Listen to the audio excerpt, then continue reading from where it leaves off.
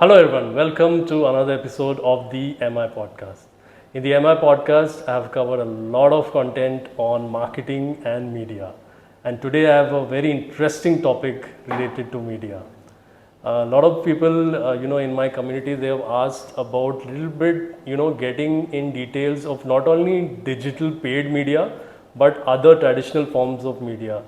We guys say if you've been 90s kids, you have seen so many interesting advertisements that have come on and that has influenced you. I think even for me, there's been an influence where it fascinates you, like getting into the marketing or advertising world. That was been a kind of a motivation when you see interesting content, those advertisements, and those like jingles that were there. So it is, I feel, something which at the time when these ads and all run, there was definitely a strategy that should be called media planning. Today in the digital world, more we look at it performance marketing, but till today it is relevant because if you say beyond metros, still a lot of majorly budgets are being spent into traditional media like TV, print. New formats have come out, say out of door digital.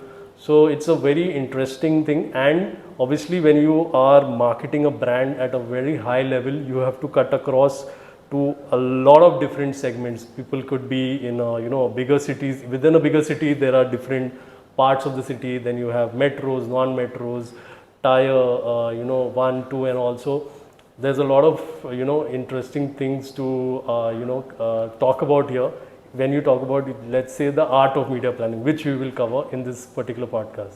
So joining me today to discuss the same, I have Milan. Hi Milan, how are you? I'm doing great, Nikhil, and it was a very good, crisp summary of calling somebody a 90s kid. Yeah. And we all have grown watching, consuming great communication, be it ad or be it organic. And most of it was on television actually when we were growing up. Digital was Yeah. not that huge in the 90s. But yeah, so good intro that you have set a context to this podcast. That's right. Thanks. So even like obviously we used to connect with when we look at the ads, the jingles, creative aspects. But then little bit like when we became a little bit bigger, we were saying that okay, how are these ads?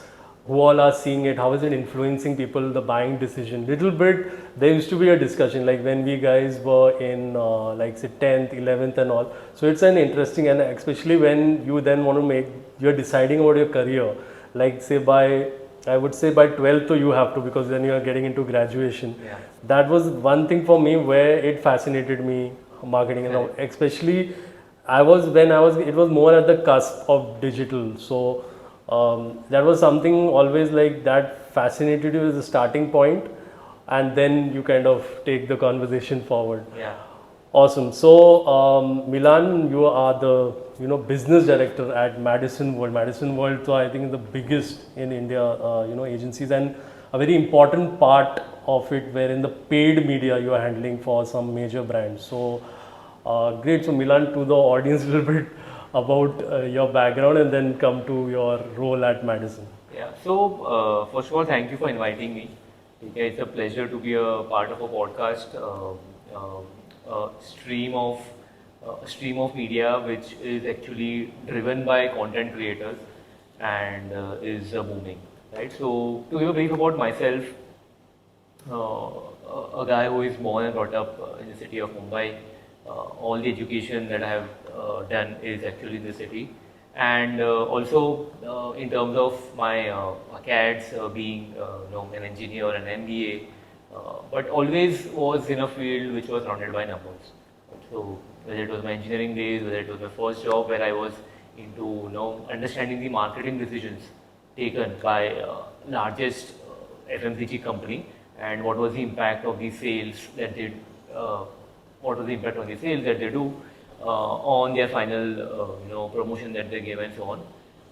To my stint post my MBA, where I was working in a digital marketing agency, understanding how do you ensure your communication reaches the right set of audiences at the right time dynamically. So all that has been with me, but yes, throughout the last decade or so, I was surrounded with a lot of numbers. And right now, my role at Madison is into determining the digital media strategies for the brand, determining which mediums do we take for what kind of objective. And I'm fortunate enough to work with some of the largest companies, listed companies in India, in the lifestyle space, in the fashion space, in the FMCG space, or in the chemical and adhesive space. So, all in all, it's a decade-old journey in the digital media, That's right. paid media. So Milan, you're a little bit earlier than Madison, your journey, because that will be interesting for people coming up in the field, like getting up to Madison. Like, how would you describe that, like in terms of the roles you did and that contribution to you coming into Madison? Right, so the journey actually started the first couple of years into my professional career was heavily into data analysis and reporting. Right, so there was huge loads of data, and we actually used those data into a reporting dashboard. We actually gave these recommendations to the business heads that this is what is the impact of the promotion in this market, and this is the impact the promotion the competition gave in the market. So like we used to tell them that our strategies have worked, not worked, and so on. So numbers was something that I was very close to in my first year. And then when I actually went to this company called, it's a Publicis owned company, it was into performance marketing. Right? So right from somebody seeing my ad to the final business generated for the brand. Right? So we used to actually track That is pure digital when you say pure performance. digital, yeah, pure digital campaigns. And we were fortunate enough to get a whole lot of data of those leads, what happens to those leads after they enter into the CRM, right? The calling happens and then they become, the warm leads become hot leads are called, the people visit their homes and then convert them, get the business. So we were able to actually map from which source, which channel actually you are getting leads and what are they finally resulting into. After that, we also started into optimizing that if those people are my converters, who are my top 1% converters? How do I actually create a lookalike of them and find more such people on digital? Right? So that was the initial years, and then as I progressed, I also started running brand campaigns for these companies. So in brand campaigns, either you reach maximum people at a less exposure, or you reach less people at higher exposure. Right? So that's fundamentally your reach and frequency, or RNF to put it technically. So that's what I've been doing in the recent past. And yes, have been fortunate to work with some of the greatest minds in the agency or on the brand side. And I'm fortunate to be a part of so many great campaigns that have touched people's heart and have both generated business also and brand lovers. That's right. So there was a kind of a transition. Maybe you were started more in digital, and then the other, did that happen with you? So it is actually, how do I put it? So how we plan media is from being, a platform or a medium forward era to a consumer first, a consumer forward era. Right? So if you see 10 years back, there were less mediums available for consumers to consume, and appropriately less mediums where advertisers can place their ads. But right now, if you see, there are mediums are evolving. The consumption pattern of people have changed, right? So let's say if I were to tell you that I am consuming content on a smart TV. If I were to use this statement 10 years back, you would say, "Arey, wo kya hota hai?" But now if I tell you that do you consume television via a satellite or a cable TV, or do you consuming it via internet? The answer will be internet, right? So connected TV or smart TV is one leg of digital marketing where people are happily consuming content, and hence it becomes an avenue for marketeers to place their ads on these, smart TV or CTV consuming audiences. That's right. So that's, apart from that, right so now, that transition can happen, We like, have because seen, yeah. it is it's also the amount of budgets you're handling. I think that is something which is a gradual thing in anyone's career, like Yeah. gaining confidence. So if you're handling X amount of budget, then maybe you can look at a role in 3X, right? It is a gradual thing. It's not you can play, someone can get placed. So that is there. So even the mix increases, right? Like if you have a really small budget and a very niche audience, you only look at digital. Yeah. Then it kind of get that. I was just getting an idea where this transitions can happen. Obviously, it is basis of the media handling in terms of the budgeting and all that. That has happened. It's also dependent on your where your consumer is consuming content, what budgets you have, and what are your markets. Now in media, if you observe, there are some markets, for example, the 4 south states are actually easily isolatable by television. You see very limited spill when you run an ad in Tamil Nadu versus if you run your ad in Rajasthan, right? So my media selection, my media choice, my media weights will also depend on what are my markets. So consumer the first angle here, you have to go select those mediums, those vehicles where your consumer is spending more time and hence you reach them via ads. After consumer, actually markets determine a lot of things, and as you said, if the budgets are limited, then you need to be smarter. The recommendation that I always give to brands is you need to own up certain space. For example, if that place is connected TV or if that space is Google search. So if anybody is searching for those keywords which are related to your brand, you be present with your ad. Now when it is Google search, whether it is Quora, it is up to us, but you need to own something if you have limited budgets. So that's what we recommend when we get a brief which has limited budgets. That's right. So Milan, will come to the a selection of career and what is fascinating you. So like obviously when we start our career, maybe we don't have a choice in like we can broadly select, okay, I'm doing in digital marketing and going forward. Like maybe you cannot get into that detailed scheme. I'm doing SEO, paid media, and that thing. But what fascinated you? Because now, like in the industry, when you look at paid media, we look at someone like you, right? So what fascinated you? Now this is something which can be a long-term thing, and I can like build my own personal brand in that.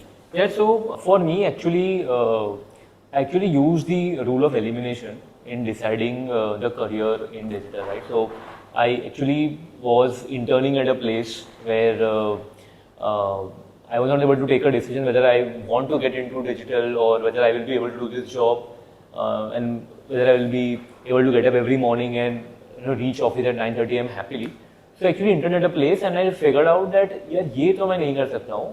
So I invested 3 months there, but I thought good investment, but I will not be able to do this. So this is not my cup of tea, and I also spoke with a couple of more people on different sectors where I thought I can build a career. And I also got a good meet from them that this is not something which I will be happy to do this for the next 30 years. So likewise, I thought that if the first 2 years which I spent in the career is exciting enough for me, there is no harm in continuing the next 2-3 years also in this field. And was fortunate enough to meet the right set of people, work on the right set of brands, get the right set of training in the initial years, and I started picking up things on my own, and some training, some videos, some certification actually helped me on the job itself, but it helped me become a more technical individual, becoming a more evolved professional in this field. So I feel that the first 4-5 years have helped me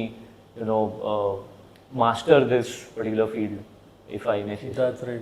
And what was it attracted you to it in terms of what is the thing you enjoy in it more? That was also good as part of your decision making. Yeah, so you actually started this podcast by saying that we all have grown watching great communications, media agnostic, but yes, we all have seen great communication. So one thing which always stuck in my head was what is it that goes behind this particular communication, right? So it is not that, so for example, when you go to a cinema hall, you see different kind of ads there. Different brands are trying to reach out to you as a consumer. Versus on television, which was hit when we were in our, we were growing up in 90s.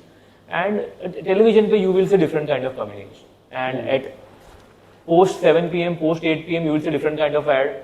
Versus morning, you will see different kind of ad. In the afternoon, you will see different kind of ad.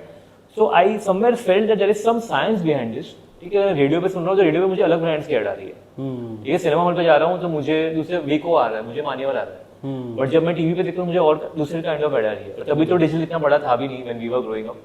So I somewhere felt there is some science which is behind this, and feeling good by watching a communication, your favorite star or favorite cricketer is talking about a brand, I always felt good कि यार कुछ तो इसके पीछे है कि कुछ तो science हो रहा है.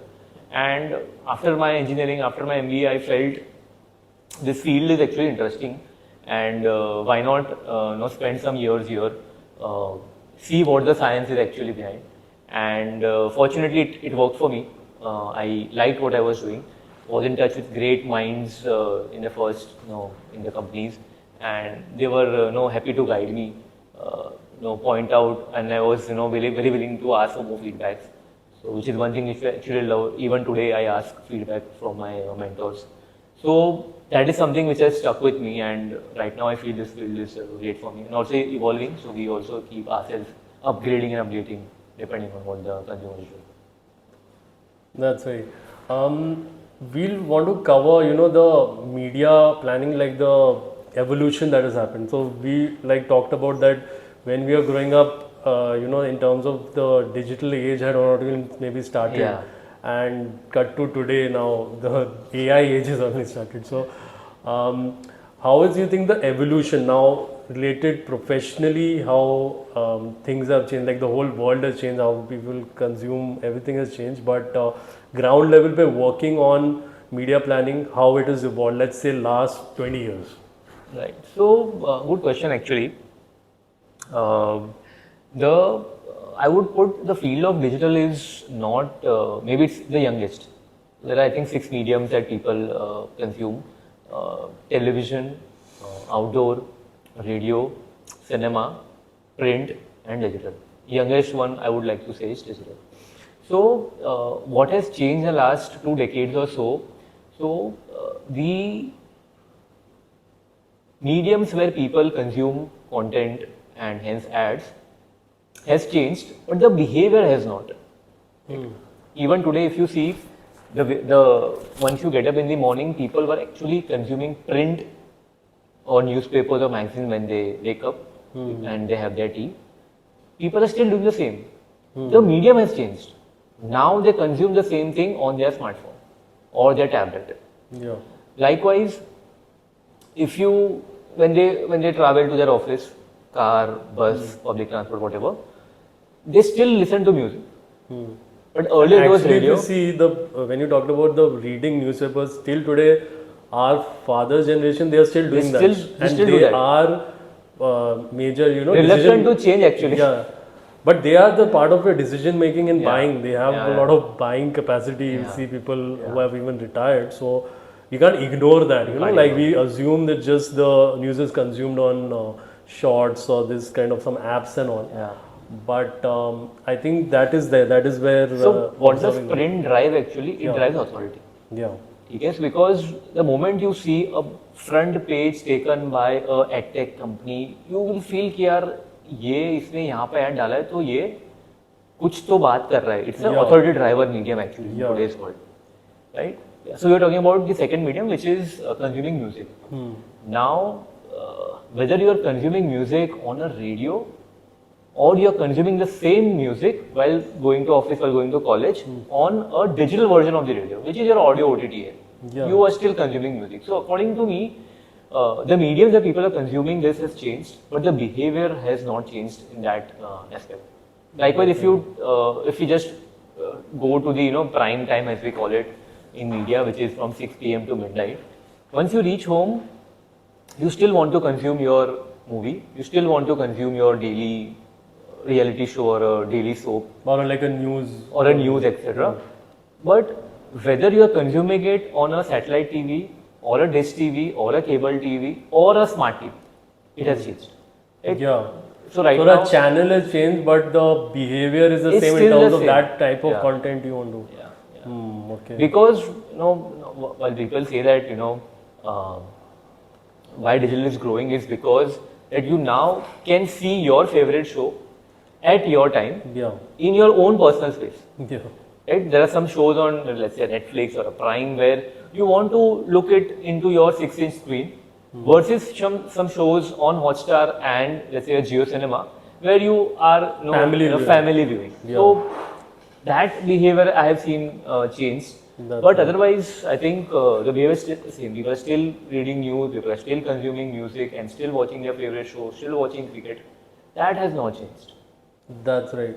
In terms of, but a little bit part of behavior wherein, because it's available to me when I want. When So I want. maybe during a weekday also there is a consumption of a movie. Like generally we used to say in TV time that was not there, but today that is there. That is leading to like binge watching. That's a separate thing. So Also there is people like overviewing at that time, and maybe at the time maybe you should be sleeping or watching, but in terms of that is a little bit behavior changes also, you would say. So yeah, there's a term called lean forward medium, lean back medium. Now what do I mean by this?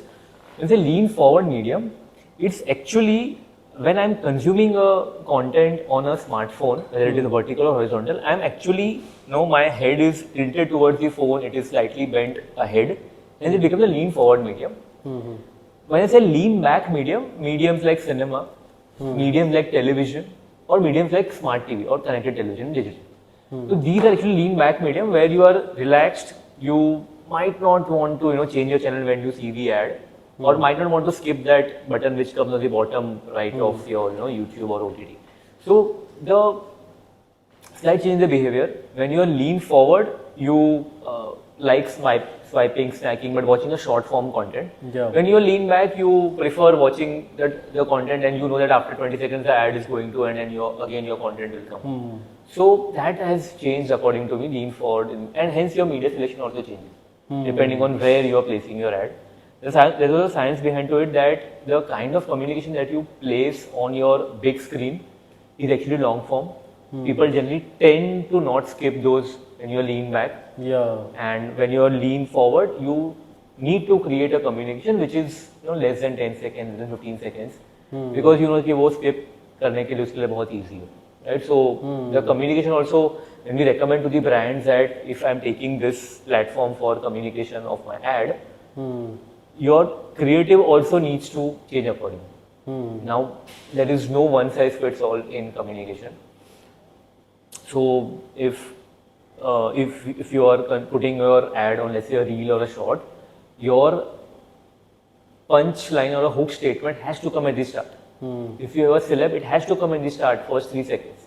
Otherwise, the consumer will immediately swipe and you are lost. But if you are placing it on a cinema hall, or if you are placing it on a big screen, smart TV, you know that the consumer is there and you have his maximum attention. Hence, your video can be slightly longish, 30, 45, 60 seconds or so. So that's how the creative edit also changes depending on where you're deploying that communication. That's right. If you see the mediums also, like when you're looking at advertising per se, these these Hotstar and all these will come on OTAs, right? OTTs. So Yeah. OTTs. So OTTs may do you think in India, like when you have there's a subscription model and advertising, that you have to have a major chunk in advertising, then only you will be successful long term? What do you think? So India is actually, the consumer in India is running behind cost. So comfort to chahiye, but you also look at the cost.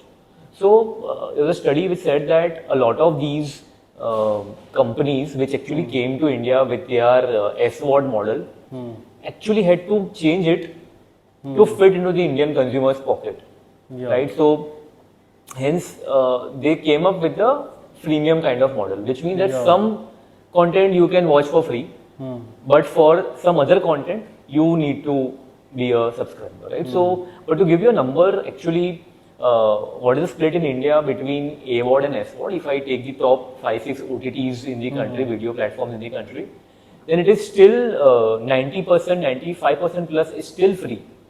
In spite of the rates being so less, like 299 rupees per month, or let's say 499 per year. Even like 6 months ka they will have a offer going on for like 600 rupees only. Yeah, still in spite of it being so cheap, Yeah. people still prefer watching it for free, and they are okay to watch the ad. Ads, yeah. They are okay with that, but still they are very cost That conscious. opens up a market for Yeah. the media plan, that this is so much of, I mean, revenue is expected out of that. So Yeah. that is an opportunity for the And people you will in the be industry. surprised to Yeah. know that Netflix, which is actually it's subscription yeah, hai closed koi you door. can closed door. They have started, they have or they will soon start advertisements in India. So they will now switch from an SVOD kind of model to an AVOD plus SVOD kind of model. That's right. Right. So again, Indian market is cost Yeah. conscious, so that's how they have changed. That's right. Netflix, maybe they've observed pattern, subscribers also. Maybe that level of growth is not happening. That also is Yeah. one reasoning that, in terms of what is the investment that they do in terms of producing and even acquiring and all, it is in India, in terms of being sustainable, you need Yeah. that. So I'll give a data point. It's a 3-4 year old report which said that in USA, the revenue which Netflix made from an SVOD model was equal to the revenue which YouTube made with an AVOD model. It's a debate whether what model is successful to generate profits, but in USA we have both the examples. YouTube ads made the same revenue as compared to Netflix subscription. Right, so it's a debate whether what model is successful, but in India it's again AVOD is successful. Also, there's a thing that obviously the more developed countries, the advertising revenue, I mean, there's much higher. Like, so even YouTubers have observed that if the content is appealing more, say on the America or UK and all, the ad money is high in terms of the traffic. So, but that is on ground, obviously, in terms of the per capita income spending and all Yeah. that is possible. That's But as a market, definitely India, we guys are, in terms of the reach of internet will increase. So number wise only, we can kind of much higher. You've Yeah. seen that YouTube investments also are in the bigger brands. It's on an upward swing only in the last 4-5 years. How do I put it? So YouTube. So in India, if you let's take a step back. So in India, if you see the penetration of smartphones, okay, let's talk about smartphones. Let's not talk about feature phones. Yeah.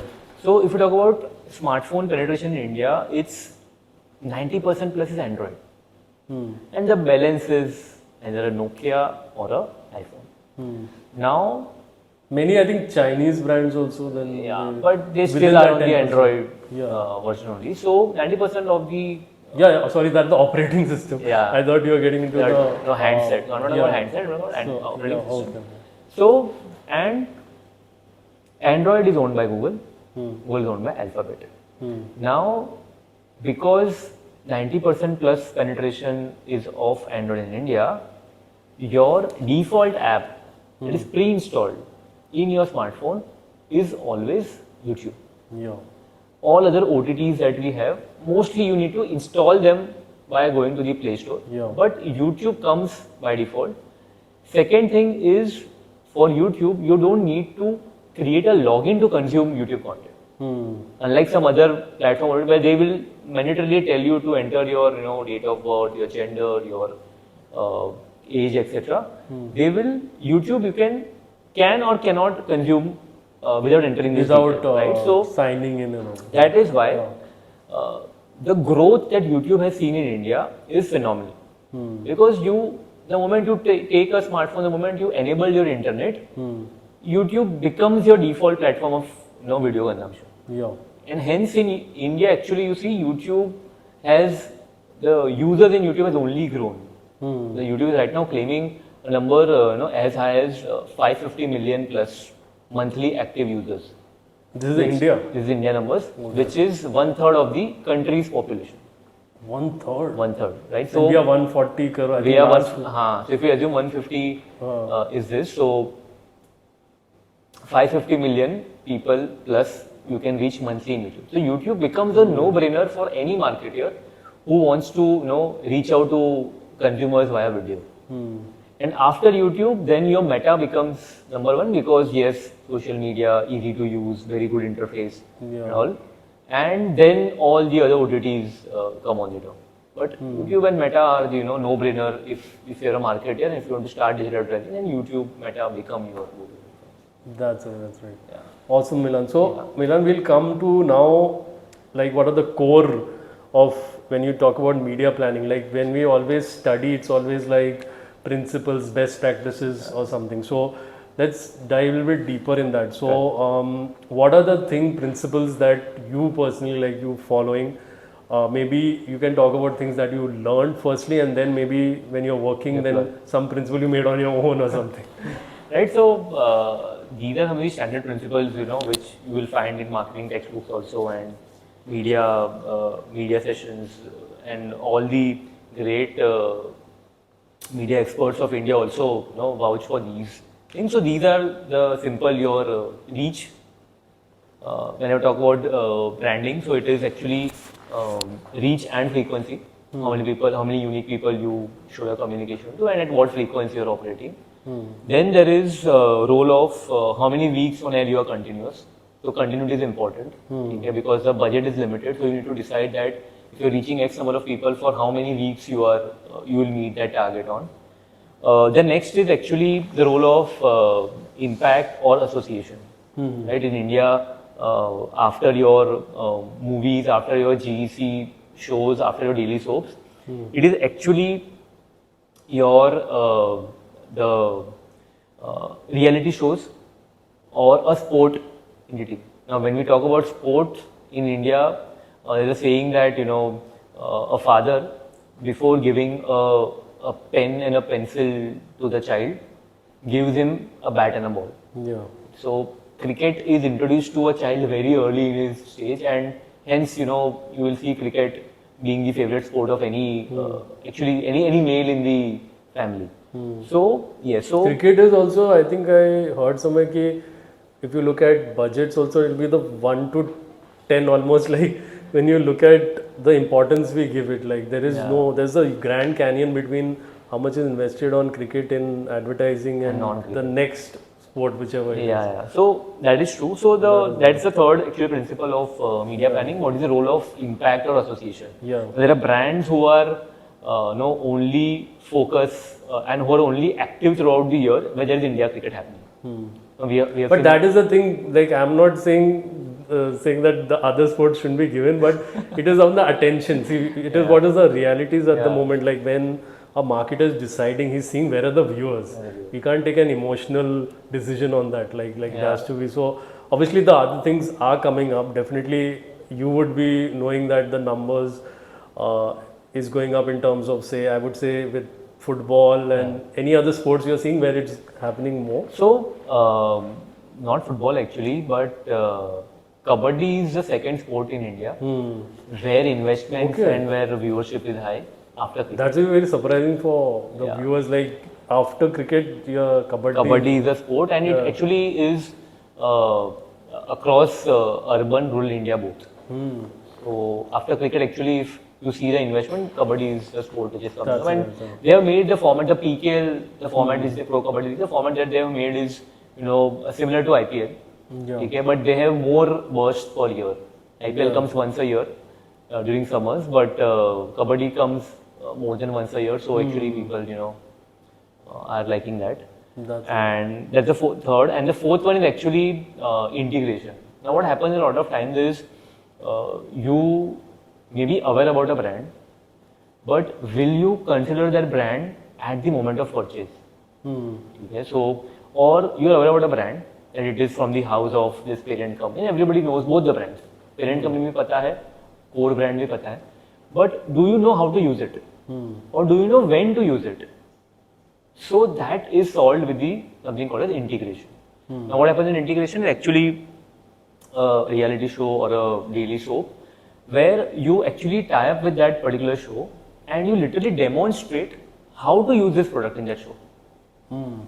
Right? So, for example, if you don't know what is home automation, then you demonstrate in that show that ye hai brought to you by this particular brand. Or if you don't know how to use a particular applicator on wall, then you actually demonstrate that during the show. So all those who are consuming that show, they will literally have to watch that paid segment, and you can't miss it because it's not an ad. So that is an integration, which is the fourth leg of media planning. Yeah. And yes, measurement across all is very important, right? So while you may deploy you may deploy money and you may follow the best media practice, but how are you measuring the success of that? Is something that we follow and we chase, that use it as a learning. Next campaign में ये करना चाहिए कि नहीं करना चाहिए, depends on what is the impact of that. So just we'll maybe summarize, Milan. So we look at all the four and maybe one or two lines about them, ki what is the best practice within them. So reach frequency, the first one, which is what percentage of people you are reaching and at what frequency.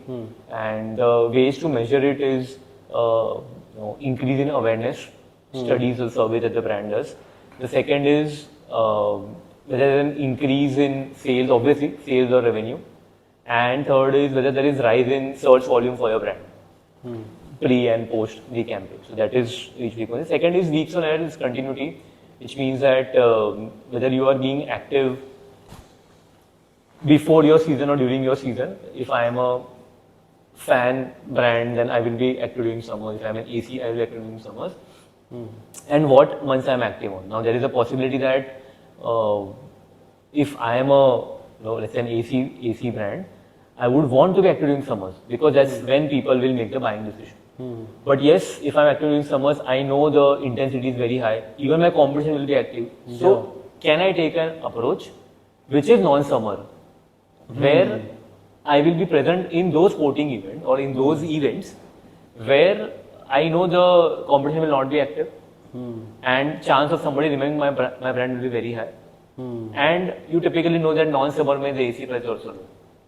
So is that strategy which I want to take is something which can be recommended. And the next is impact association. Now this is no-brainer. When you take an impact on association, you will definitely see somewhere the delta is increasing. Now suppose if you take a show like, let's say, Indian Idol or a Kapil Sharma or a KBC, then you know that in these 3-4 months where I am being integrated in the show, what is the increase in the people coming to my store or people searching for my brand, or whether I see a delta in that state where I have taken the integration. Now there are also a regional version of this. There is a Big Boss Hindi, there is a Big Boss regional also. Big Boss Kannada bhi hai. Yeah, every region. Every region. Right? So you can then do a check that whether the months where I have taken association on a show in Kannada, I see a spike in sales in that market or not. That is the way to evaluate this metric. That's right.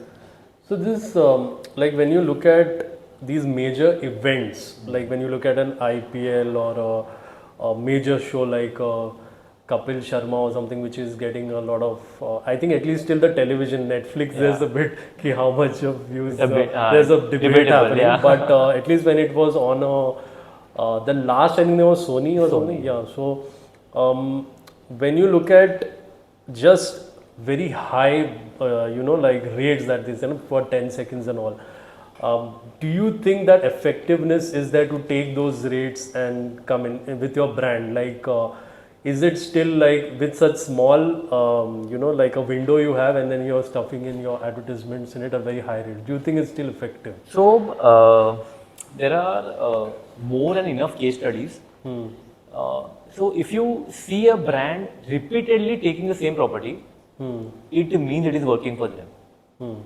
For example, we all know that strategic timeout is owned by CRT.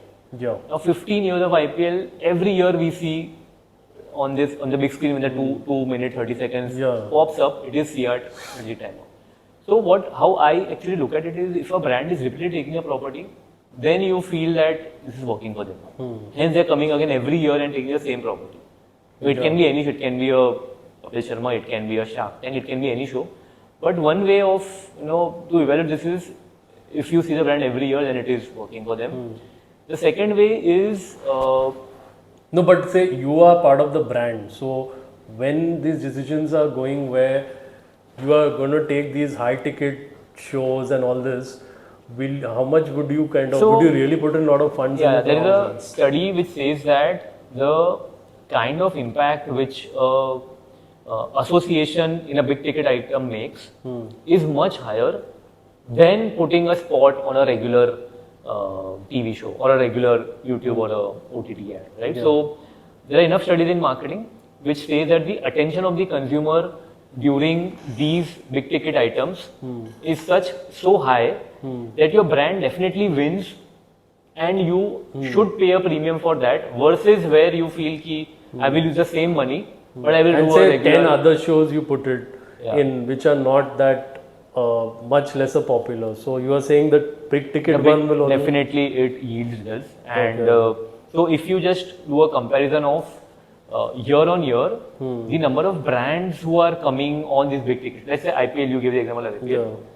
the year on year number of brands are increasing, right? So it is clearly evident that brands are seeing success, the repeats are also increasing, and new brands coming also are increasing. So if you just do a comparison of TV पे IPL किया, Hotstar OTT पे IPL किया, the brand will always increase, Yeah. and these But are numbers, they dropping out also, like, or is it like the new those ones will are be coming? less. Those will be less. The dropping Yeah, out will be brands do less. drop off. Yeah. Because Depend on different reasons. budgets and Yeah. what is in the market. Brands do drop off, Yeah. but those will be less as compared to brands who are coming in new, Okay. and those are repeating. Yeah. And these numbers are actually available publicly. Yeah. So after these events are over, both the channels put out their numbers on public forum, and you will see the investments or the the revenue which they are making, the both Star or Jio Cinema or a Hotstar, whatever, the making is increasing year on year. Now we may feel it's a factor of price inflation, Yeah. but it is not a factor of that. It is actually the investments are increasing. So that's the reality. That's right. Actually, on the ground level, they are backing it up. So that's why, and that is a positive news for the Advertisers. and plus also to the production people who are putting in new, whether it's a sports events or new kind of creative shows and all. It's a major impetus that if it's a good product and like that target market, you're getting a good audience, you will get a good out of it. So.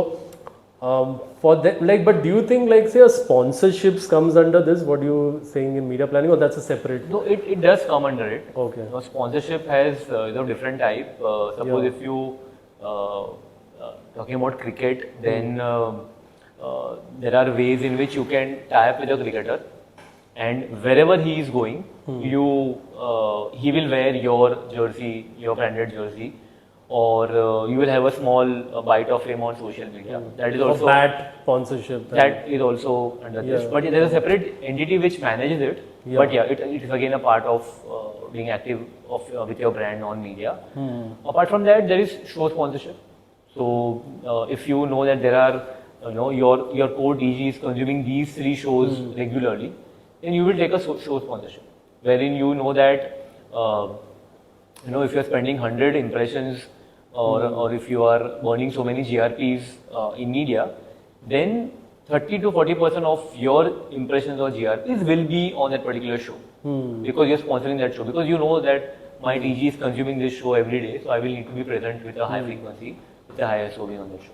So that's like how an agency like yours is suggesting sponsorships and also to the brands. And so it depends on sponsorship gives you a quick result, quick blip in people's mind about your brand, or it comes at a much later stage.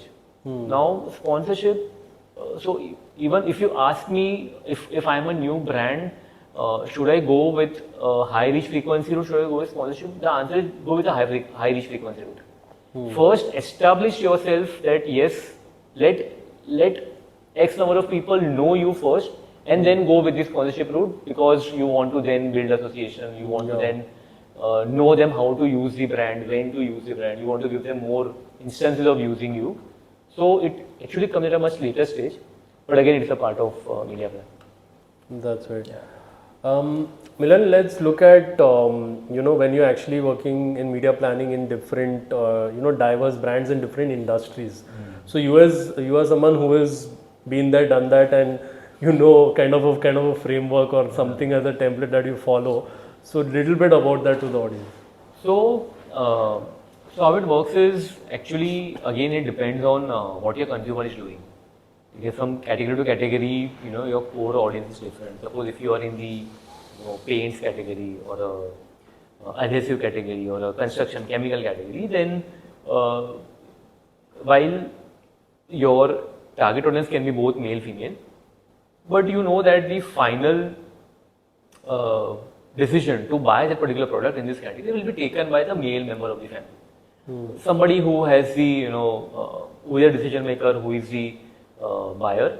So when your audience is male 35 plus, suppose, while This we are saying this on a general. We are not like saying if it's a cosmetic product, obviously that is only the female decision maker or something. But this, when you are saying, we can give one or two examples, a little bit more context than in that. So if I am in the let's say category which is in construction, in chemical, in construction would correlated to buying a house then. Buying a house or renovating a house or designing a decor for the home. If I'm in that space. While yes, female will be the one who will be influencing the decision that we need to have the house in this way, we need to use it. But the final purchase will still be done by the male member of the family. The female will just come and accompany. Or even the first point of contact to the male, like husband will get in, ki ye 3-4 hai, I've done some research, then she will kind of. So in that lens, yes, but still male becomes the core TG in India, and hence the media choices which I do for a male 35 plus will be much different than if I were to do for a cosmetic brand. Where the TG is a college goer female, 18 plus, 18 to 24 female, or a first jobber which is 25 to 34 female. So the media choice will be very different. And within media also, the kind of channels that I select in television, the kind of platform that I choose in digital, and what I do on the platform is also different. For example, in television, I know that if daily soap is consumed a lot by the female between 25 to 34, then all my spots will be aired during those consumption period. Versus in digital, I know that K-pop is top. All these fashion sites like Myntra and Amazon are top. So my point of reaching or selecting the target audience will be different in digital. And if I were to talk about innovation, then a platform like Snapchat is all about filters and seeing how you look in that shade of a lipstick, and then you share it with your friends. It's all about that. So yes, some amount of my media budgets will go into building my core awareness, which is my core reach frequency. The remaining part, let's say 5%, 7%, will go into creating that kind of innovation that the consumer will really love. So it's a mix of both actually, which we take. So depending on who is my core audience, what they are consuming, the media choices do vary. That's right.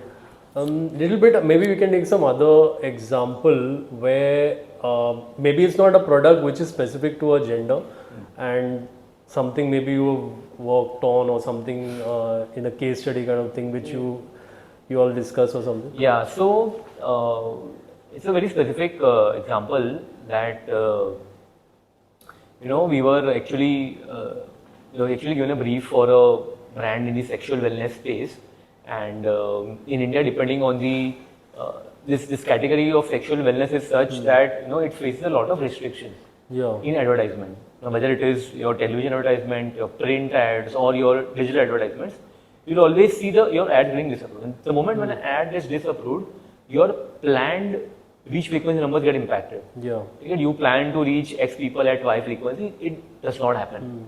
If because the content has already been created, and then it goes into when it who approves and all. There are bodies. On both television and digital print everywhere, there are bodies who have fixed guidelines that if there is a skin show in your communication, if it is using these kind of words, they will automatically get disapproved. Right? So before it goes to air on the channel, it needs that certification in place.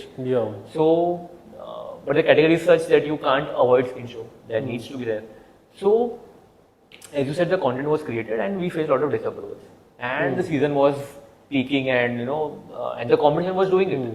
Now, how they were doing it, we don't know, but they were still doing it. That's right. So, what we did is actually we studied the consumer.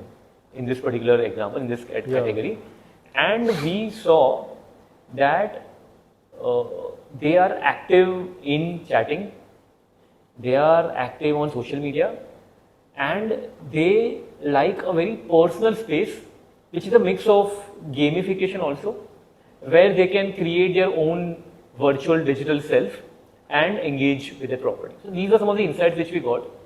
Also, what we did actually is we married these three insights and we created 2-3 properties out of it. The first property was actually, we created a metaverse for the brand, which is nothing but a kind of a mini game where you enter the metaverse, you create your own avatar, and you can have a fancy hairstyle, you can have a jacket over you, and you can have a very fancy dressing sense, and you actually explore the metaverse, play it like a game, and then engage with the brand. And this didn't face any disapproval. So we still use social media to divert traffic to the metaverse, which didn't get disapproved. And within metaverse, we were able to showcase the communication of the brand. That is one thing which we did. Second insight which we got about texting or chatting was WhatsApp. And we all know WhatsApp has still not enabled advertisement. So what we did is we actually created a lot of stickers. So when somebody is texting a particular word to his friend, the branded sticker would pop up, and that can be shared with others. And the third thing was actually a chatbot. Now Instagram, while it disapproves ads which has a lot of skin show, but the chatbot didn't have those restrictions. So we actually used the brand's Instagram handle, and anybody who lands on the chatbot and texts the hi, but if you start interacting with the chatbot and asking questions around safe sex, pleasure zone, and so on. So actually, you firstly reach the TG and then you are engaging with the audience. Okay. And this is not an ad. Yeah. Right. So we actually overcome that issue of running an ad with that skin show to a way to engage with the audience, and in a very organic and a natural. It was not very pushy also. And we actually got good results of this campaign. It has won many awards also. That's it. So in terms of thinking out of the box, like as a media planner, within that, what would you give a small tip or something? People in that situation, what was the out of the box thinking or switch you all made then that made you solve the problem? I think brainstorming was one big thing which led to emergence of these 2-3 ideas. So we were studying the consumer a lot. There are a lot of tools available at the disposal with the agency. Apart from that also, we kept our eyes and ears open that what is my competition doing? What are advertisers in the other category doing? Can I try to use that learning and try to see if it fits my brief? Or regular brainstorming with the team on a particular brief also helps you get some ideas, and then how to deploy it is a second step. But getting those ideas actually a part of brainstorming, which we always do. So if we are stuck sometime, we actually bring in all the experienced people, freshers in the room, and we give them an open brief. If this brief hai, to बताओ क्या कर सकते हैं. So we sometimes get a lot of ideas, and then we try to see how can this be deployed in media. Brainstorming is one thing which should be I think that is an important thing, because even in marketing, I have noticed somewhere we are just going through the motion. So there's a budget, and then this is the kind of channels, and so actually the breakthrough campaigns or breakthrough things which actually will take the business to the next level, that is not happening because of these sessions. The monotonous thing which sets in. Yeah, that we can have a meeting, everybody brings something to the table, सोच के आओ कि आपका क्या innovative idea होगा, and then this is a very useful thing which on ground in marketing, at least I found, is lacking, which should be more there. That's right. So Milan, let's look at now trends. Abhi, what is happening? Abhi, what is working? So media planning में क्या है? What are the latest trends? So yes, media planning is one aspect, but yes, in marketing also, if we see, AI is something which is we have heard a lot, we have read so many articles, we've seen so many videos, but AI is something which is going to stay. I would not say it will take away the job, but yes, it will ease the way in which a lot of manual effort which we used to do earlier is actually eased out by AI. So AI is going to stay. How do we deploy it in our work is a skill actually. Like a lot of times people use this chat GPT and all, maybe to write an email or maybe to draft a proper story. But yes, AI is going to stay and we need to adapt ourselves to use AI in our work. The next is contextual way of reaching your consumer. Right? So, be it any media, a lot of times, when you visit a cinema hall, you will see that the communication is more or less customized to you depending on your city. Even if you are, reading a outdoor ad, you will always see the place of your city mentioned there. Likewise, you will know that अगर ये ad अगर दूसरे city में होता है तो वहाँ पे ये उन लोग text change करते हैं.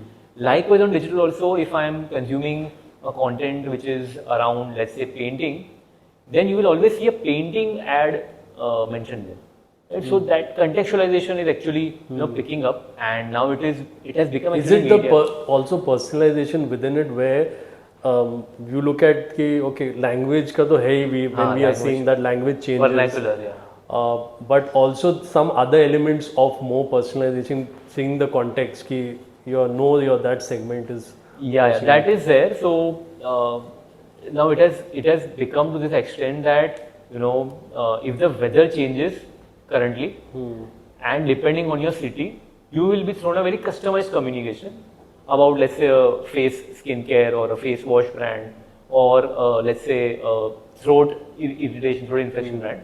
Or like rainy weather, so like jacket. So jacket का आपको ऐड आ जाएगा, right? Or if it's a weekend, then you will be shown a Pizza Hut or a burger का ad. Yeah. So that has actually kicked in, and it was there since some years, but now it has picked up really well. And people feel also कि हाँ ये काफी अच्छा creatively सोचा है इन लोगों ने. It is there. The third one is actually, well, I would not call it a trend, but yes, the rise of a smart TV or a connected TV in India is actually a big thing. 2-3 reasons to it. Now, internet-enabled TV is available so cheaply in India that people don't think twice before purchasing it. And also, data prices are not that expensive. India is one of those countries where data price is very cheap. Yeah. So, a cheaper smart TV and lower data price has actually forced a lot of people to switch from a regular TV to a internet-enabled TV, because it gives you the power of when you are free you will watch the content. Yeah. You can watch your old movie also and big screen, so you also feel very basically like you can watch what you want at your convenience, and all the channels which are on the smart TVs only, so there's no like restriction of content or something, like everyone is on, and plus all the OTTs and all they have their own apps on the that is there. We are looking at, like, say with AI in distribution, like anything interesting you're looking at very being specific within it because of AI. We have seen that like in the last 1 year only, this is the level of personalization and that will increase effectiveness. So Google as a company was actually using a lot of AI in the past, and I've seen it evolve over the years, but it never marketed as an AI feature. Now, because everybody's talking about AI, so what Google has done is there's a kind of ad format where what happens is, depending on what targeting you are using in your YouTube ads campaign, you will be shown a very customized ad copy to you at scale. Okay, so for example, suppose if you are somebody who is into fitness and you are consuming a fitness video at that time, the ad copy to you will be modified dynamically around fitness and with the kind of content that you are consuming. Versus to me, the same ad copy, the same communication, the same video will be thrown to me, who is, let's say, into, gaming. So for me, if I'm consuming a gaming video and I'm into gaming interest, the same ad will be modified to me with a gaming copy change. So that is, YouTube was doing this since so many years. Yeah. It never So the marketed itself as a content also a bit of modification as per the segment. ad, the ad copy, not the Yeah. content. Ad copy. Ad copy, and the video still remains the same. That audio or the super and the copy changes to you depending on what you are consuming. Because it knows your behavior. You are into gymming, I am into gaming. It will actually change that to me. So I will feel कि हाँ काफी अच्छा ad दिखा है. Yeah, more relatability obviously if it's specific. In So that. this is actually picked up, and brands are using this and they are seeing results. So how do we measure it? Brand lift, whether there's a lift in awareness or not, or whether the video completions are better or not. Because in Indian it's an ad. You still see a skip button there, and you're tempted to press there and skip the ad. Still, you will see a better completion rate of those videos with this kind of customization. Okay, so Milan, if we look at the chatter that is around, because mainly like we are like in metros and we consume so much of digital, so we kind of question like in terms of like should all, if not all, like almost 90% of our funds are going in digital, like say if it's not a out and out mainstream product but to a particular niche, is it is there any sense or logic in that when we say that? So one thing about marketing is that we are not the only consumers.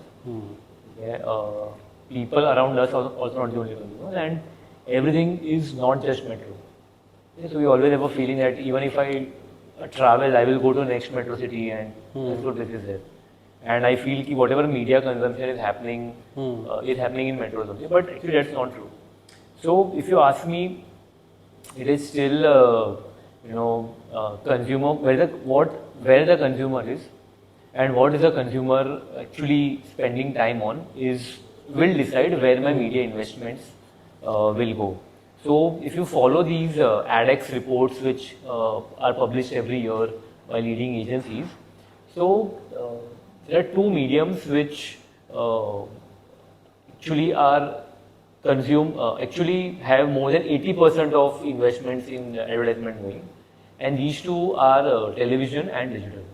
Right? So the remaining four mediums contribute to less than 20% of the spend in advertisement. So still we might debate that television कौन consume करता है, urban में तो सब कुछ digital है, but that is not true.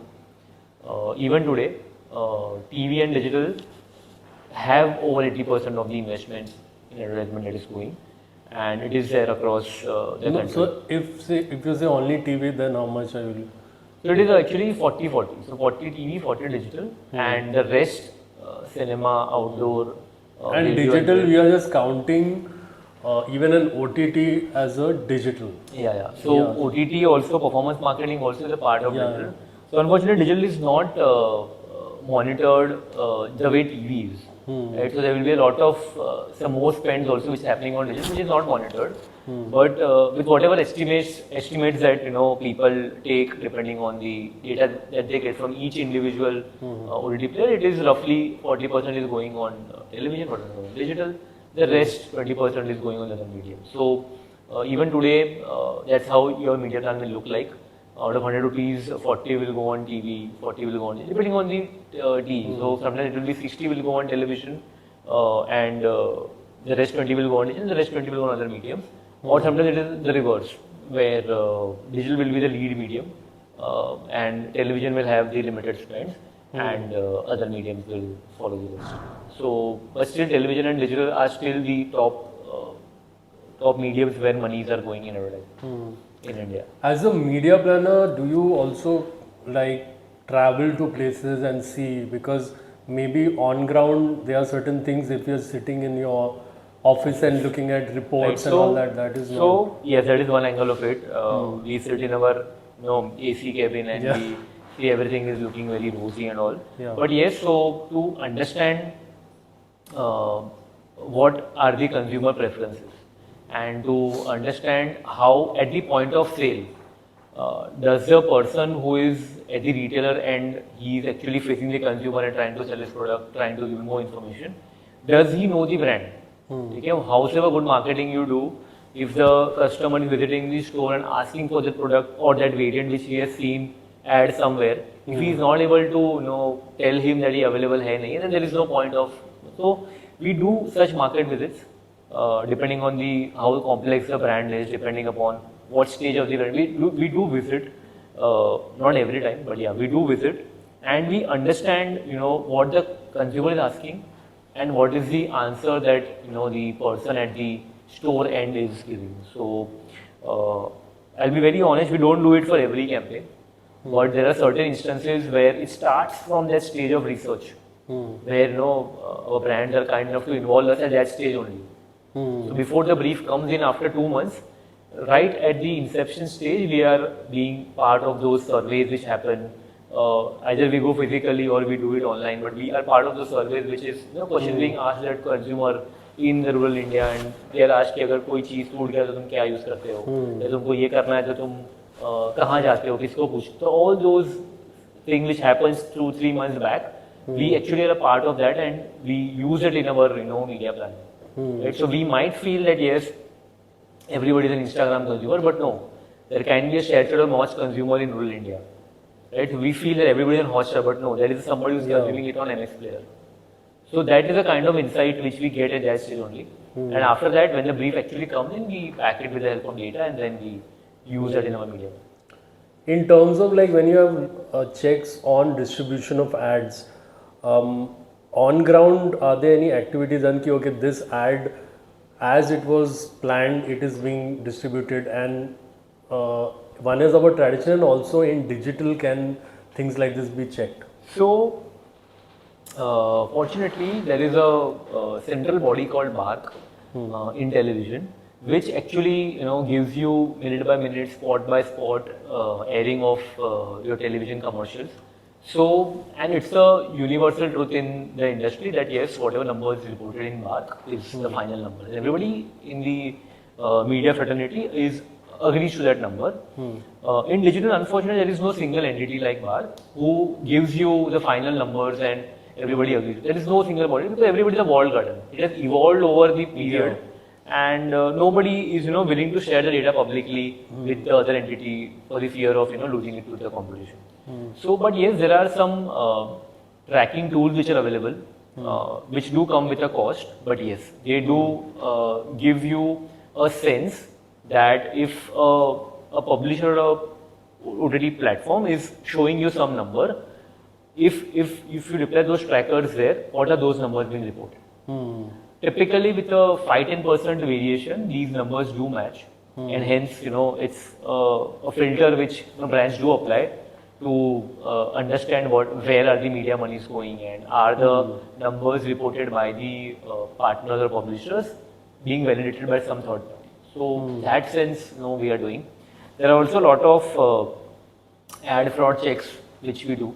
Again, there are companies which deploy those ad fraud check trackers. But yes, it comes with a cost. But brands are still willing to invest that additional money just to be sure that their ads are running in a brand safe environment. That's because there's investments when they are going up, the stakes are so much higher. So if as a marketer am I showing certain numbers and on ground there's such a big variance, then it's like I'm not doing my job properly, which is not my fault also because the data coming to me is not. And the industry is such. But yes, this is not just your single apprehension. As the investment in this field is going high, there are these partners who come and deploy these trackers, and so trackers is a small piece of code which you append at the end of the creative, or a piece of code which you place on your website. And now this data becomes and the reporting is so seamless, so easy that you can the click of a button check that whether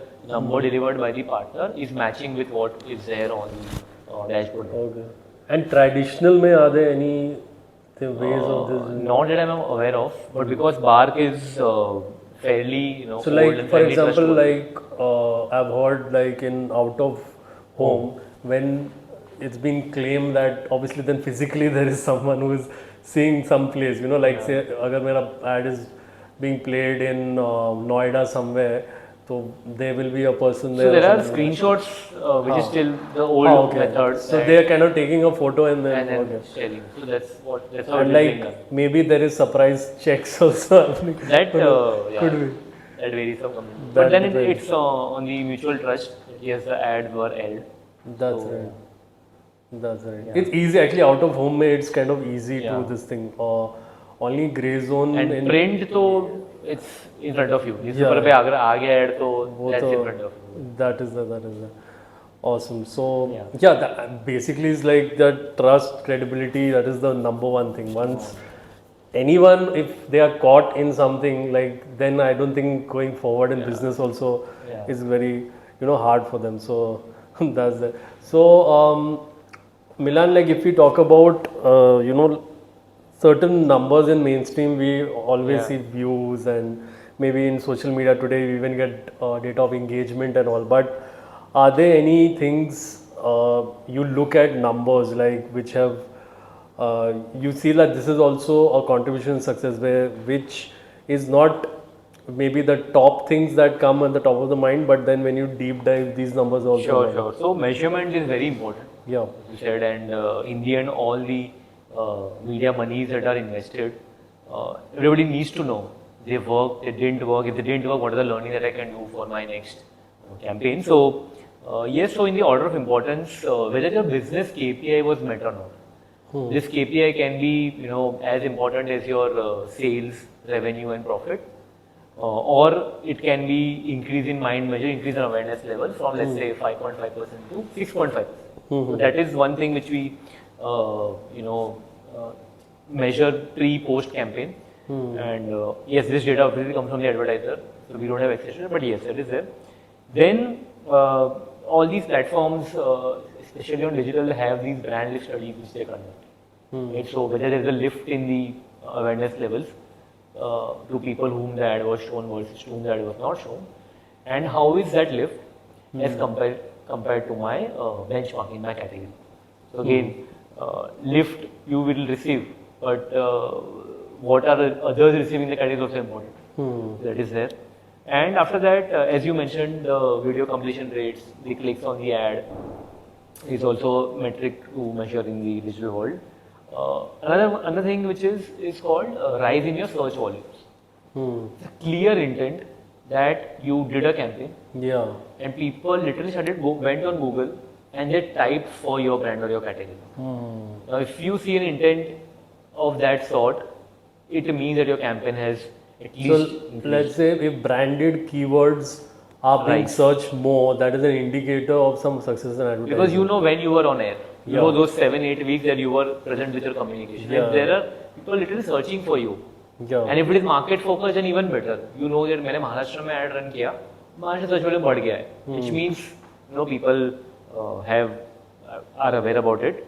Next is visit on your website, no brainer. You can whether it is any medium, but if there are increase in the number of visits coming to your website with the help of Google Analytics, you can come to know that. So that is also another metric. And then with the people walking into a store, if you're a retail business, then during the campaign period, if you see people literally walking in asking for that product or that offer which you played in your communication, then that is a success metric that yes, campaign period के बाद लोग मेरे store पे ज़्यादा आ गए. So that is another way to measure the. Awesome. Milan, like obviously you've had quite a bit of success in I would say media planning, and it is new people who are coming up in marketing are definitely aspiring for careers in media planning. Now performance marketing per se in digital is become so big, like there are specific agencies only who have come up and they are hiring a lot of people. So a lot of people I talk to, like students, they want to like get into like what is performance marketing and make maybe a career within that. And traditional maybe like when we talk about it, so much is like there is an integration happening, like when you say DOOH, that is digital out of home, right? So all this interlapping is happening. So but the thing is that handling paid media, let's just simplify that. When you want to get into that career, handling paid media for your brands, agencies and all, what is your advice in going for that? Yeah, okay. So you are actually simplified the question for me. What's the advice that I need to, give it to somebody who wants to build their career in media, or Yeah. especially, performance Yeah. marketing. So, the performance marketing has multiple legs to it, and it is evolving by the day. There are new and new technologies which are coming up, and yes, one can't be a master in all the technologies in performance marketing. Yeah. Even I don't call myself as a master when it comes to technologies and all. But yes, there is always a starting point to it, which is it forms your ABCD of performance marketing. So the two big giants that we have in India and across the world is actually Meta and Google, and followed by Amazon. So what they do is actually, because they have made their platforms to run performance marketing campaigns so easy, so seamless, they also have created their own certification and training modules. Yeah. And yes, so what you can do actually, you can go to type on Google and go to their resources around how to run a performance marketing campaign, what are actually Google ads, what are Meta ads, how do you run an Amazon ads campaign. So literally Google these terms. And Basics, I think, जो बहुत basic basic level overall view, which is getting 1 or 2 courses, I think you can. yeah, and those are complete free to study. You can have it at your own pace, Yeah. and you can also get yourself certified by completing. So they've done it in such a way that you first understand the basics. It's a module by module, part by part, structured way they have created it. After that, there is a summary, and then you get yourself certified, and it is valid for 1 year or so. So that's how they have designed. So Google And this Ads is free. This is is a free of free one. cost, This is yeah. not that some other lecturer is coming and he's having his own No, course. that is not like that. But Meta certification is not free, but Yeah. Google one is free. But yeah, the resources are free.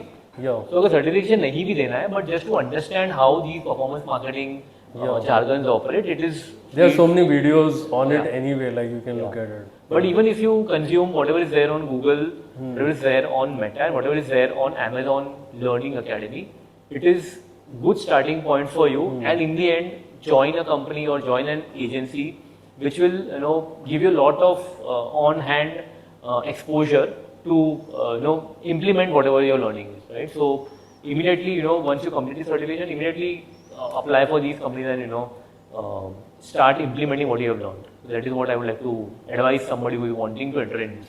That's right. Do you think, like, when you're looking at courses a person is doing, we have to look at people getting a very specific, like whether it is about a particular industry or using a tool to the fullest, then you should invest money in that? Because if you feel general, then it is, do you think it's a bit of waste So, if you are just putting in a general course? In the initial years, according to me, you should try to become a master of one. Invest in certification even if it is paid, and then become a generalist. So suppose if your area of interest, let's say e-com marketing. So you become a performance marketer in, let's say, Amazon ad and Flipkart ads and so on. And after spending 2-3 years there, pick up another, let's say, a Meta ads or a Google ads, become a master and then become a generalist. Much better for you to get an evolved view versus trying to do 5% of everything and then not exceeding in the end. That's right. That's what. One interesting thing just came up when we are just discussing this, is that when you are hiring at a level where you're looking performance marketers and all, what do you look at actually gauging within So, them? Maybe at a little bit starting level and then maybe at a management level. So according to me, I think I will expect somebody to whatever he knows, he should know it to the fullest. Yeah. Okay, I know it is difficult for somebody who has only 2 years of work ex, knowing 10 things in media or 10 things in marketing. It is difficult. Yeah. Right? So according to me, whatever you know, if you know it to the depth of it, you have burnt your fingers in it, and you know if I do these 3 things, it will succeed. If I do these 4 things, it will fail. Even if somebody is able to justify whatever he knows, it's a good candidate for me. Versus somebody who knows basics of everything but not the depth of those things. So according to me, skills can be trained. Yeah, but he should know whatever he is talking. He should know it. Really good. That's what I evaluate whenever I interview. That's right. So it's like maybe there are 2 aspects of it. You know more, like say we can take an example, maybe like say in performance marketing, he knows. There is, let's say, D2C. Yeah, Okay, D2C. now in D2C, there's a whole journey from impression of showing your ad to finally the sale happening. Yeah. Now, at what levers at what data do you look in the entire journey to improve your conversion rate? If somebody knows that. Yeah. Like a specific question like that. Yeah. You ask him. Yeah. So I asked him कि D2C की journey में what are the steps that are involved and how what is there in your control as an advertiser and what is there which is not in your control. So if he's able to justify those points, then maybe he stands a better chance versus somebody who just knows कि हाँ मैंने D2C एक बार run किया था उसके बाद क्या होता है मुझे पता है. अगर कोई ऐसा आंसर दे रहा है then no he has not understood how it works. So that's what I. In these interviews also I've noticed that if you don't know, suppose a very specific technical thing is asked and you don't know it, how should you approach it in an interview? Yeah, I think honesty is more important than being technical. Yeah. So if you don't know, you say you don't know. Right? But suppose if you're sitting in an interview and you don't know it, there is some core aspects which that person is very confident. So you can tell them that I don't know this thing. There's another team which does in our company for this, but I know these 4 or 5 things which I do later. Yeah, you have to point it out. Ki, okay, this is something I'm more stronger, and you can ask about that. Yeah. So at least then we evaluate him on that basis. That's what instead of then just coming up with some number, guesswork and all that, and then that is there. Awesome. I think it's been a great session here with you, Milan. Thank you for taking out your valuable time and coming for the MI podcast.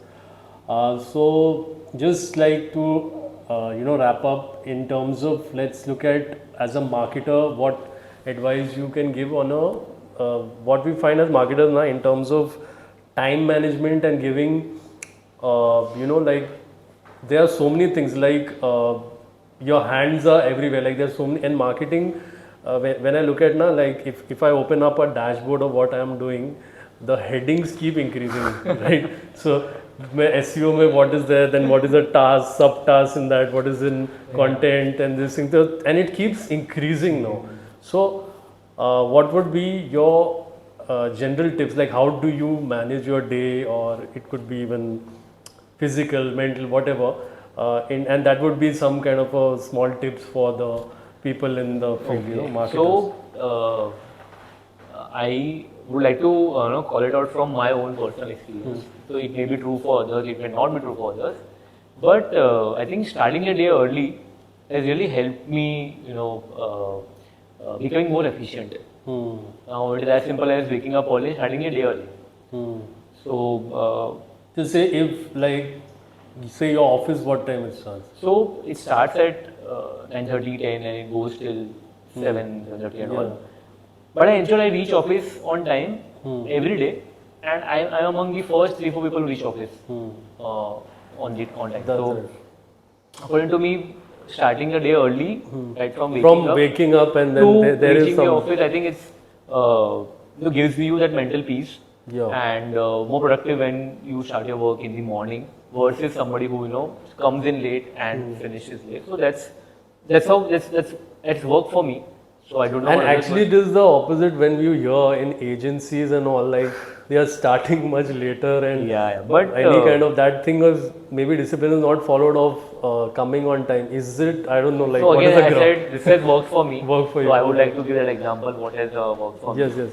Apart from that, I think one thing which may sound very basic and naive, but it's actually not skipping your meals, right? So one good thing that we follow is actually we have lunch and the evening at the same time every day. So that has actually set up a biological clock in us that every day you have lunch and have food at the same time. It actually increases productivity and you fall ill less often. This is something which is very personal to me, but I feel this is has helped me. Little bit, if I would say, what tools do you use? Like say for example, I use Todoist for something like organizing my work and creating into tasks and all that. So any tool you personally use? Not tool as such, but Google Keeps is an app which I have been using for many years while I was studying also in my engineering or in my graduation days. So Google Keep has helped me align my tasks. And Google Keeps. Keeps. KEEP. Acha. Not- I'm not I sure don't many know. people even using that. Like it's. I'm using it, I'm finding it very easy. It really syncs It's like your- a task manager only, or what is Yeah, it? you can say that. Yeah. And you can list down your open items, and when they're done, you can just cross it, and it syncs your multiple Gmail accounts. So both personal, professional tasks are listed down in Google Keep. Yeah, so I find it easy. There are much more productivity tools available right now, but I feel Google Keeps has been with me since so many years. So my hands also now, That's right. I want to. Okay, awesome. So I think we can wrap up then. It's been a really insightful session on media planning. We came to know quite a bit about it and dwelled in certain details also. And Milan, it's been a pleasure. Thank you, Nikhil. Having you on the MI podcast, and anything you want to talk about your social media or anything you are doing something to the audience. I think I like what I'm doing, and it's been great a decade or so working in this field. I know I'm fortunate to have good mentors, both in personal, both in professional life. Some of the brands with whom we work, they do some awesome stuff, and they treat us as partners.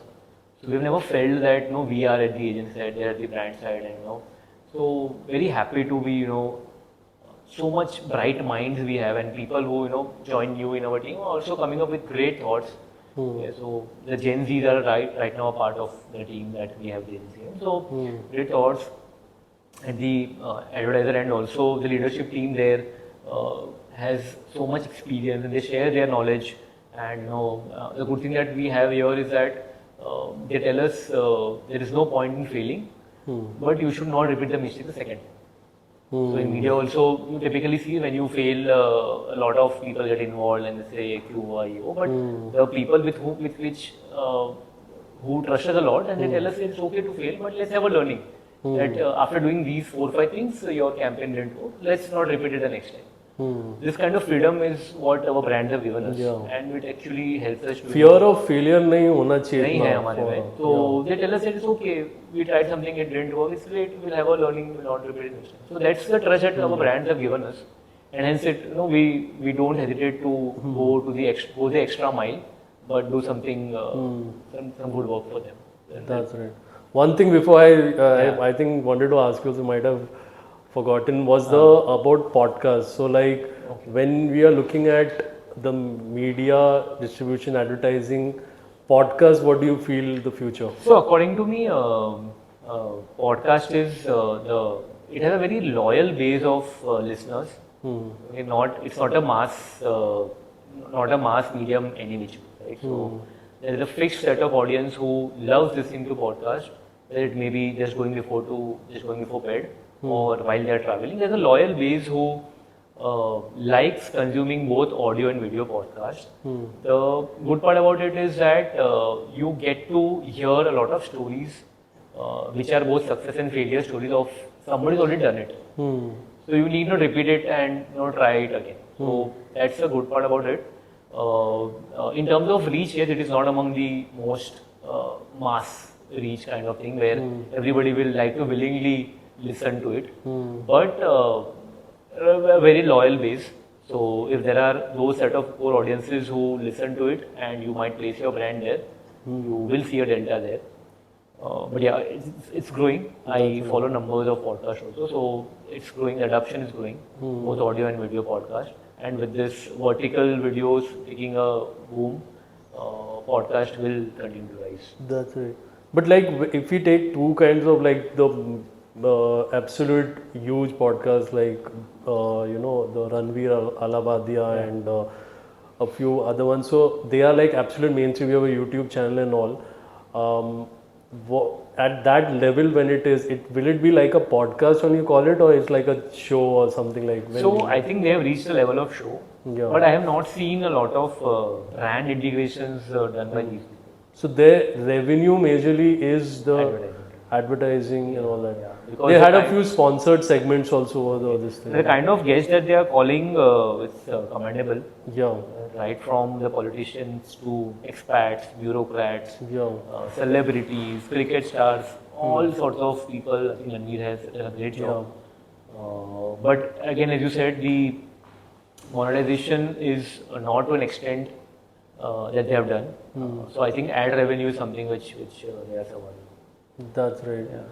Like a lot of, I feel journalists and also they are Yeah. getting into this space and Yes, they are. having the thing. Is there potential like niche space? May you advertise because that is a very niche and maybe a loyal audience as you can maybe cross check it like very smaller domain. Somebody talking about home decor, somebody talking about So- he's a doctor and then he's having that kind Yeah. of content. So the potential is there then for the marketers. Correct. So there is, because when you talk about advertising, especially on talking about digital only. So now YouTube it gives you feature to target people who are consuming these videos. So if you have an insight that your consumer is a podcast consumer, then you can actually collate those list of let's say 5 lakh podcast video links, and you can only show your ads to these podcast listeners. Yeah. So that's the way in which brands can reach a podcast listener. If not integrating it in the show, then at least you can reach those audiences who are consuming those channels. That's right. That's possible. That's right. That's why you see someone like a YouTube music having a podcast section and that way, like even Spotify brought in video around so many time back and within advertising. So it's music is distributed, then you have your podcast also and all this thing. And abroad, I feel Joe Rogan, like he's even bigger than news channels, the level that particular podcast. So yeah, I think it's looking good for I think podcast going forward. Awesome. So great. Thanks a lot, Milan. And to the audience, please catch the MI podcast. We are all on all the major podcast networks, and we are also on YouTube as Modern Intelligence. So until the next episode, I'll see you all. Take care.